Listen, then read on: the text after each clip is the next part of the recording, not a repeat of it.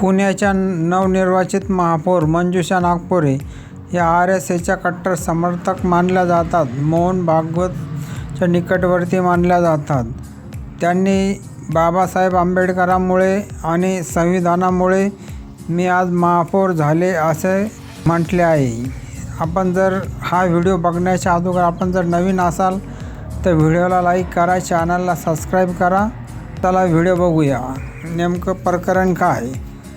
अनेक वर्तमानपत्राच्या अहवालानुसार मंजुषा नागपुरे RSS विचारप्रणाली शैलीतील संघ परिवाराशी मजबूत नाते जोडलेले मानले जाते. रिपोर्टनुसार म्हटले आहे की RSSशी प्रेरित संघटनांमध्ये कार्यरत राहिले आहे आणि त्यांच्या कुटुंबाचे RSSसह तिला आणि तिच्या कुटुंबाच्या संघ परिवाराच्या हिंदुत्व आधारित सामाजिक राजकीय नेटवर्कशी जोडलेले असल्याचे सांगितले जाते.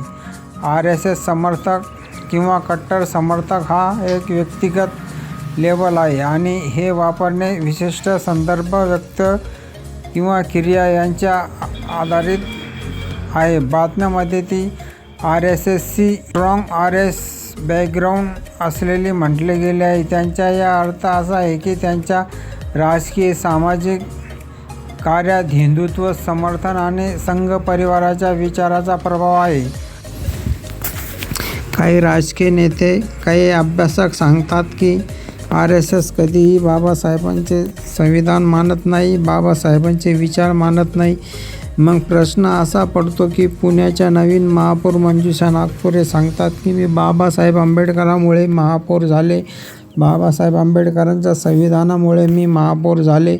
मग याबद्दल आपलं मत काय? कमेंट बॉक्समध्ये नोंदवा. आणि नवीन महापौर मंजुषा नागपुरे या बाबासाहेब आंबेडकरांबद्दल काय म्हणाल्या हे व्हिडिओमध्ये बघा.